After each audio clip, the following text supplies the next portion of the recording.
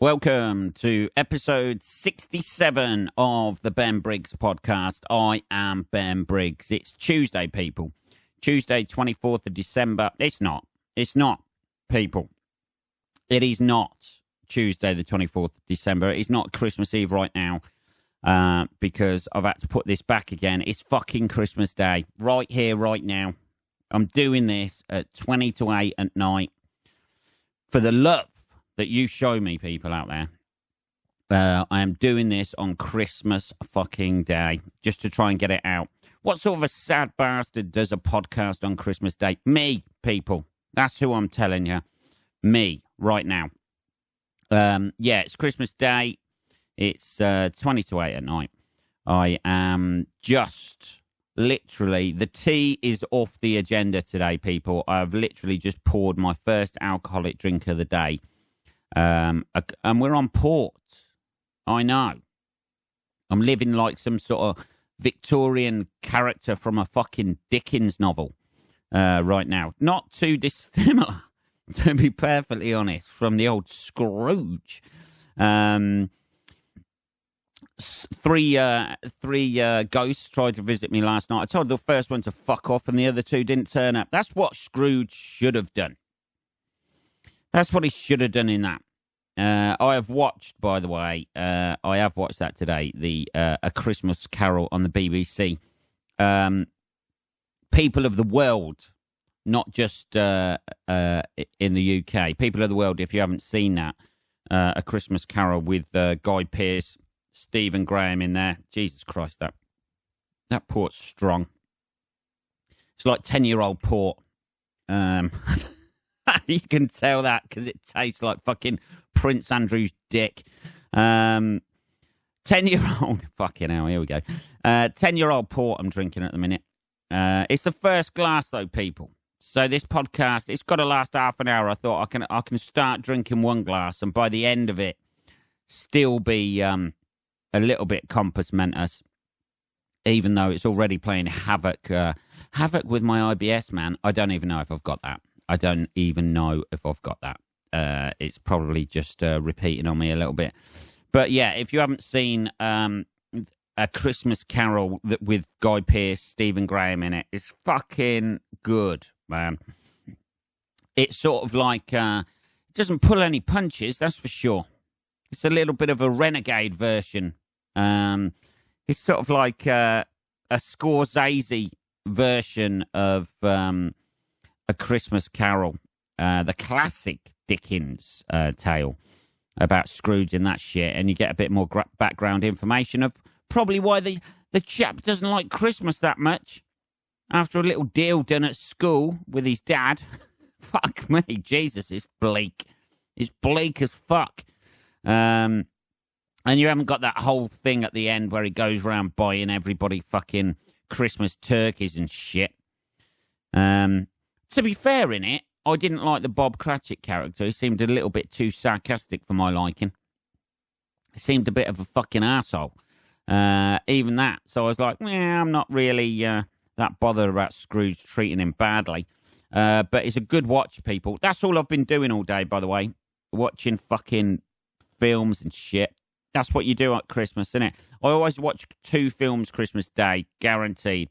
It's a Wonderful Life, and I watch Casablanca. I've already watched It's a Wonderful Life already earlier on today. Classic Christmas film, innit? Every time a bell rings, an angel gets his wings. That'll buy Clarence. Yeah, all right. So I've watched that already, and I watched Casablanca. Not that it's a particularly Christmas film, but I always watch it Christmas Day, which has hauntings of the Don't Fuck with Cats documentary there, where the guy had the fucking poster of Casablanca above his bed when he was ice picking the geezer to death. There's a Christmas. Hey, let's try and keep this light, Ben, today. Yeah, it's Christmas Day. I had an uncomfortable conversation with my neighbour earlier when I was having a fag on my doorstep. Yeah, I've treated myself to a packet of fags today. It's fucking Christmas. Why wouldn't you? This is my intent, right? To smoke out over Christmas and then the new year this is where the resolution kicks in about giving up the fags, man. I've got to do it. I'm 42 now, innit? It's good. Smoking's good. This is my whole philosophy on smoking. Smoking's really, really fucking good and amazing right until the end, and then it gets fucking shit. It nosedives completely. As soon as you're walking around like a fucking Ghostbuster with a pack of like fucking oxygen on your back, that's when it gets a bit shit, the old smoking. When normal air doesn't contain enough oxygen, so you have to have pure oxygen. I've seen people outside of hospitals strapped to one of those fucking oxygen tanks still fucking smoking. Not the best thing you can do, I imagine. But when you've got that tube going up your fucking nose and you're walking around like a fucking Ghostbuster with an oxygen pack on your back, I think that's probably time to draw a line under the old smoking. Isn't it? It's good. I'm putting money back into the economy through tax. People out there judging people. Judging people who smoke. And yeah, right now, a few of you non-smokers out there probably judging me. Oh, smoking's a disgusting habit. Yes, so's judging other people. Hey, it's Christmas. Let's calm down a little bit. Jesus Christ, that port's instantly had an effect on me. Let's have another little sip. There you go. Takes a little bit less time to drink that than tea, isn't it? People out there clocking up. Yeah, so I've pretty much been watching films all day today, people. I illegally watched, I don't know whether it's illegal anymore or not, illegally watched The Rise of Skywalker. I quite enjoyed that. It's a nice little bookend, isn't it, to the old, the 9 films that had already happened. The last line in it, hey, man, I'm Rey Skywalker, or whatever she claims to be. I thought, well, you know, you just want a place to live. You're trying to convince that old woman you're related to him. Just say you're a Palpatine and see the look on that old woman's face. But I thought it was good, The Rise of Skywalker. They tied it off well. I thought typical J.J. Abrams, fucking brilliant action scenes in there. And it just tied it off nicely, didn't it? And the other thing I've been watching this week as well is The Mandalorian, and I can't fucking get enough. I can't get enough of it. I've watched 7 episodes in a day yesterday. That's what I was doing yesterday, people.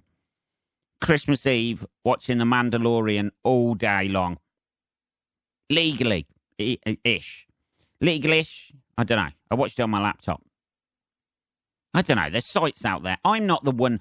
That's the thing about this, right? I'm not the one putting the shit on the internet, right? These sites are the one putting the shit on the internet. I'm not the one breaking the law just by clicking on it, am I? I don't know. Who cares? Laws. It's Christmas Day, isn't it? Anyway, Merry Christmas, everyone. I hope you've had a good day. I hope you've had a good day today. I hope you got all the gifts you wanted, spent it with your family, friends, whatever. My mum is out of the country at the moment, as she tends to do at Christmas, but she was cruising by the Bermuda the other day. She's on a cruise. That's what people do. She went to New York, to get some coffee and some pizza.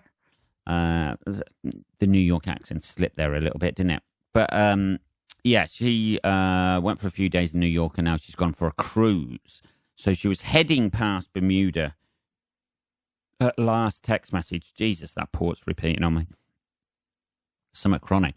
Yeah, so she was cruising past Bermuda on the last report, and then I hadn't heard from her for about 24 hours, and I thought, oh, here we go, the Bermuda Triangle all over again. Mum's, I'm going to be one of these people in a documentary. My mum went on a cruise and just went missing, man. But she checked in today, wishing me a Merry Christmas. And with the text message started, Morning G, it's 7 a.m. I think Mum put in an extra G there by accident. Unless she's calling me a gangster. I don't know. Morning, G. That could be our thing now. Me and Mum just calling each other G. What up, G? How's it going? Yeah, not too bad. Home girl. Yeah, so she's out of the country, so I've pretty much had a bit of a... I had dinner earlier, and it was just too much. I had far too much, cooked far too much, had far too much to eat, and then immediately fell asleep after. If you can't fall asleep on Christmas Day, when can you fall asleep in the middle of the day? That's one of the things, isn't it? I was like a hibernating bear. I just stuffed myself for the winter, as we all do.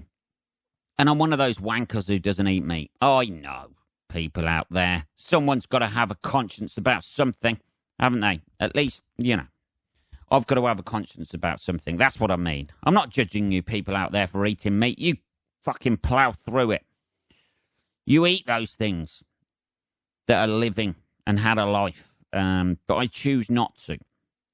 So I had fucking corn roasting or whatever. It's pretty rank, isn't it? You try and convince yourself it's like eating turkey, but it's possibly not, is it? It's just like, you know, it comes in a fucking sausage thing wrapped in plastic, and then you got to carve through that.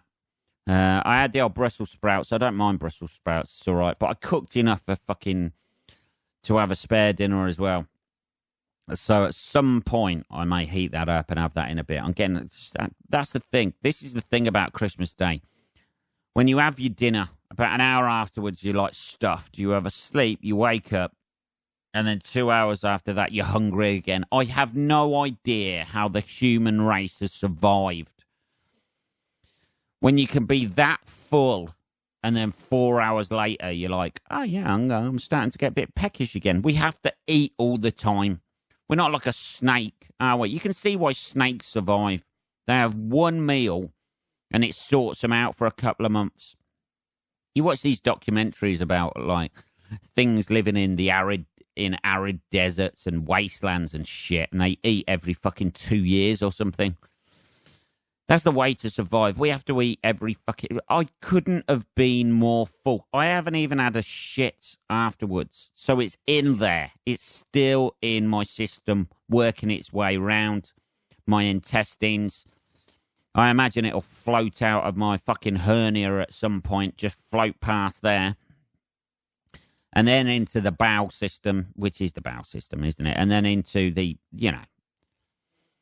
Tomorrow's going to be a heavy day for the toilet. Many toilets, I imagine, around the UK and around the world are going to take a bit of a pounding tomorrow, aren't they? You know, the plumbing system around the world is going to be working overdrive. It's on red alert at the moment, isn't it? You know, 8 o'clock at night, people with IBS that's been fucking... medically acknowledged that they've got it, other than my own that I make up.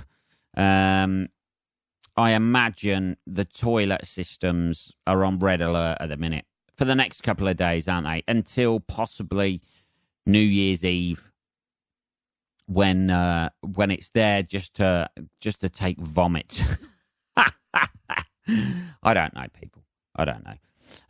So I had a nice dinner. I don't do all that shit, by the way. I don't do the Christmas cake, Christmas pudding or mince pies. I don't understand how people can eat that shit. It's fucking rank.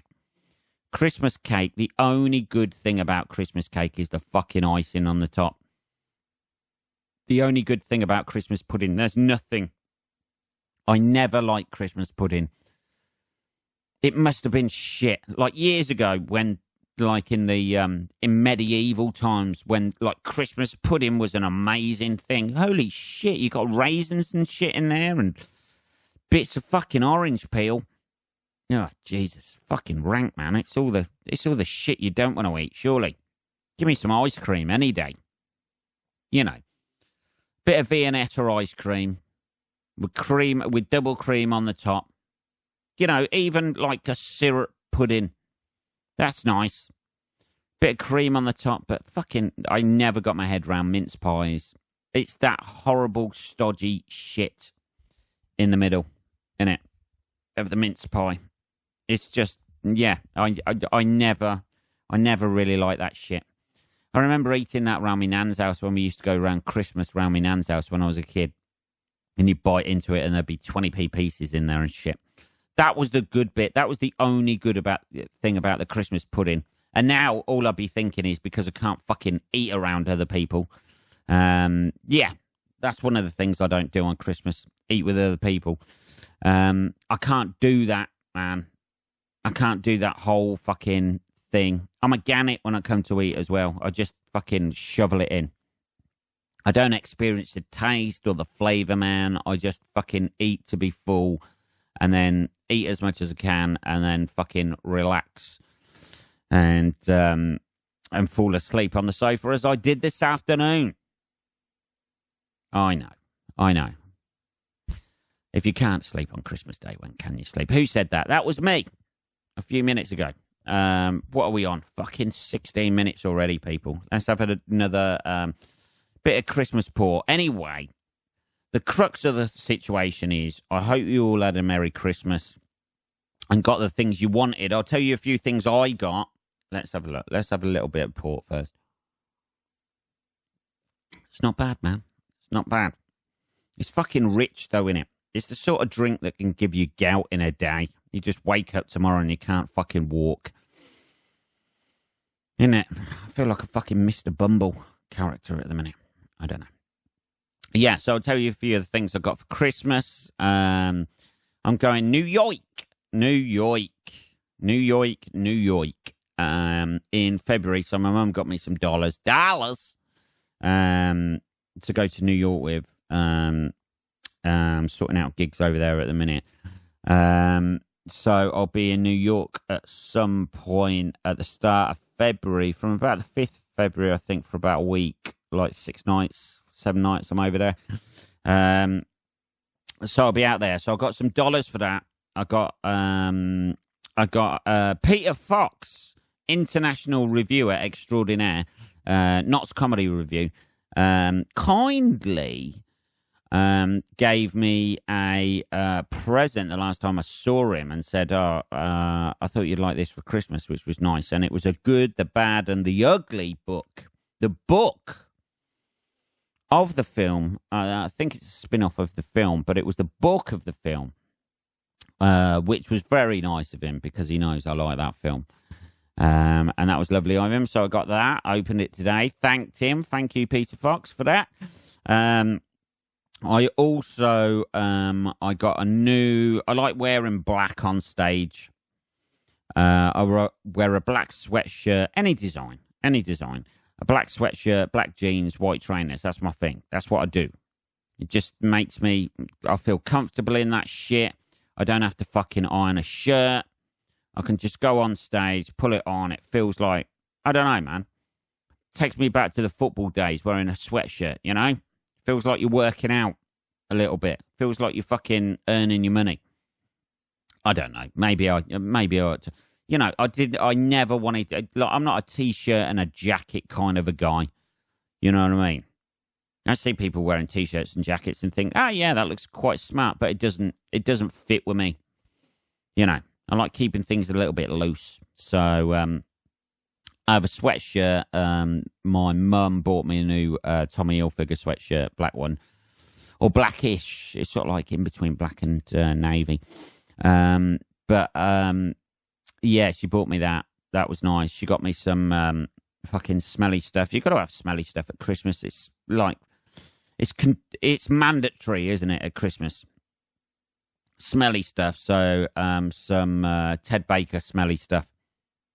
I got, fucking hell, man. Jesus, do you hear that? That's that fucking port fucking reaping its... That's port mixing with the fucking stodge of a dinner that I had earlier on. Yeah, I got that. I got sweatshirt. Yeah, I've already said that, haven't I? Smelly stuff. And then I got a book to encourage my reading.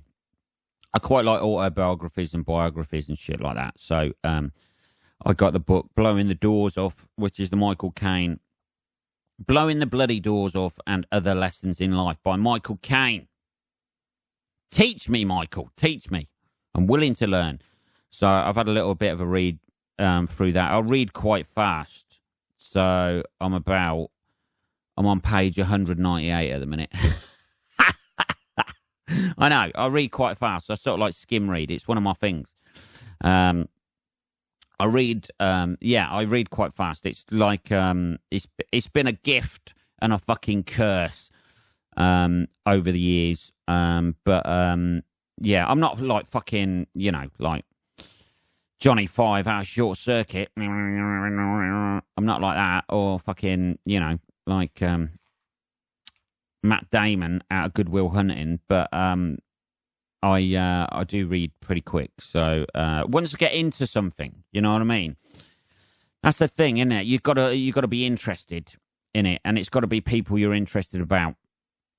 I know people who do a book podcast.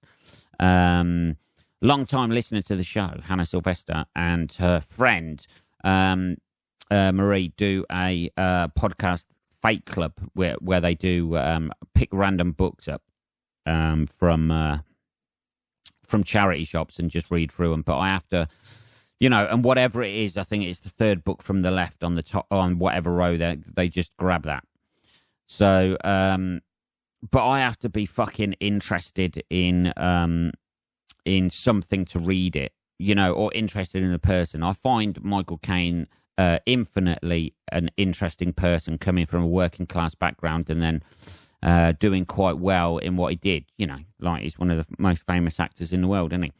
So I'm there, like, learning life lessons of Michael Caine today.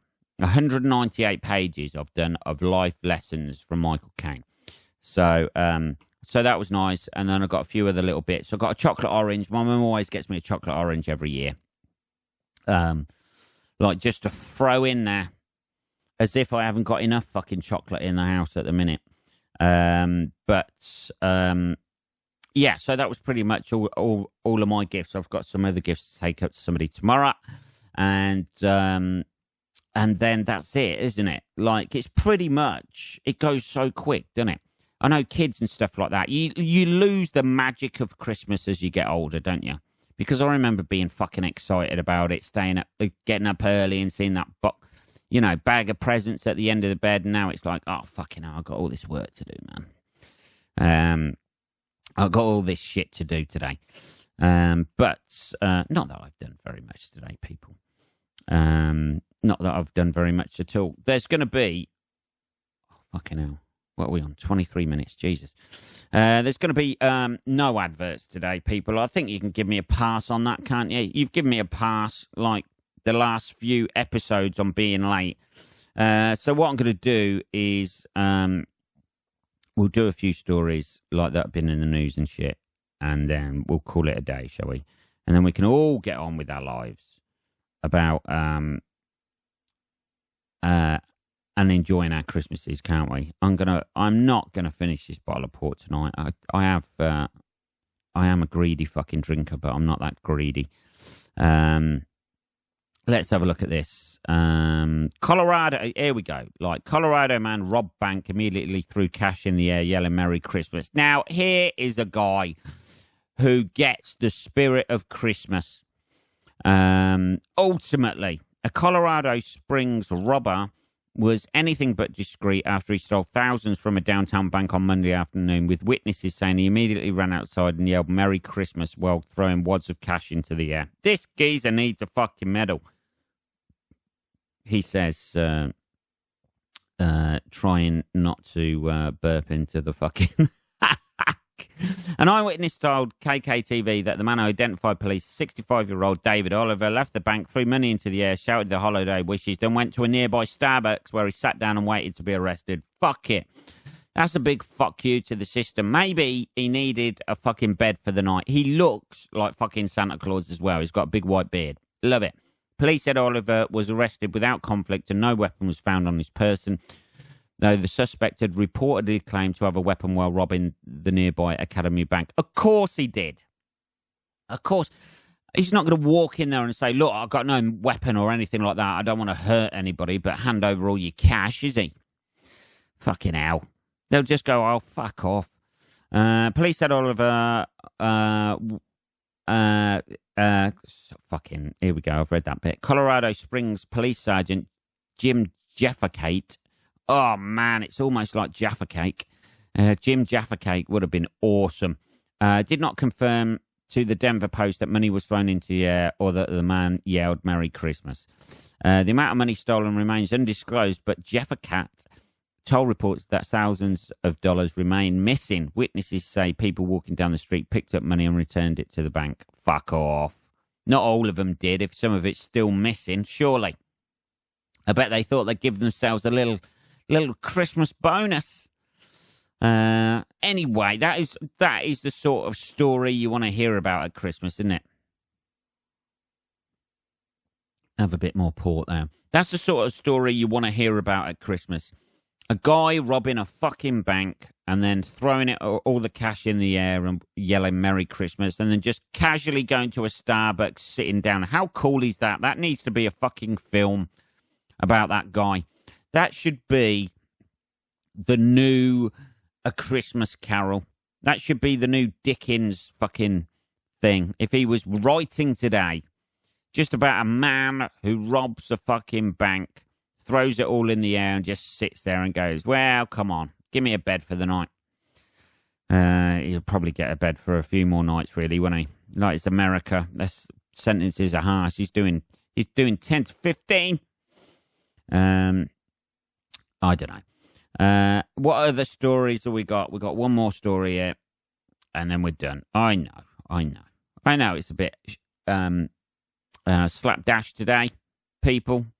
Not that it's never normally slapdash, but I know it's a little bit slapdash today. But hey, it's Christmas Day. I'm halfway through my first port of the day. I don't really drink that much, but I'm a fucking greedy drinker when I get going. I went out the other day and I was a bit fucking too greedy. On Monday afternoon. Oh, brutal. Here we go.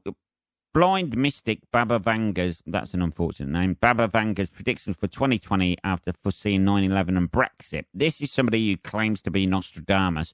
She's dead, by the way. She's a blind mystic. Well, on all of the pictures, she's got her eyes closed. I don't know if she's actually got eyes or not. It's all these mystics and shit predicting shit that's going to happen in 2020. And everybody does it, don't they? They're never fucking spot on. 85% chance, apparently. 5% prediction rate. This is what this Baba Vanga... Is Baba Vanga, is it? Yeah. Baba Vanga.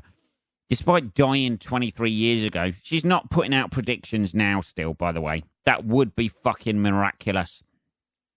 Saying, I knew Boris Johnson had come out with a mass majority. They're never that specific, are they? Those with a keen interest in mysticism continue to revere Baba's work, which some claim looks forward to 5079, the year she believes the universe will end. Nice. We're all going to be long gone by that point, people. I wouldn't stress too much on Christmas Day about it. Right before her death at the age of 85, did she predict her own death at the age of 85? That would have been, you know, she made a series of predictions of the year 2020. I'm going to go snowboarding. No, you're not, Baba. The most startling revelation is that Vladimir Putin and Donald Trump's lives are in danger. Did she actually say that, or did she say... there's a picture of Donald Trump on the phone with a fire behind him there. He looks like the fucking devil. Another recurrent theme in her predictions has been the destruction of Asia. Baba foresaw that a big wave will cover the shore and people would disappear underwater. Well, you know, they're always having tsunamis over there, aren't they? The outlook in 2020 is equally as bleak, with more tsunamis. No, none of these fuckers who predict shit in the future say, hey, it's going to be all right. 2020 is going to be a beautiful summer. Get your board shorts on. They never do that shit, do they? It's always something fucking... I bet she was a fucking nightmare to be around. Weren't she? Just doom and gloom all the time. Ah, fucking hell. People fucking kicking away a white stick, the fucking miserable old bitch. They never do anything like that, though, do they? It's never, hey, 2023 is going to be your year. The economy's going to get going again, and we're all going to be fucking living in fucking mansions. It's never anything like that, is it? It's always people being wiped out. Bulgarians suggested that extremists would use an arsenal of chemical weapons against Europeans. Nice. Supporters of Babra are keen to emphasise how spot on she has been with 85% accurate, a phrase that regularly crops up in fan forums. In 1989, she guessed that America would be hit by 2 steel birds in a terror attack in what was later interpreted as the 9/11.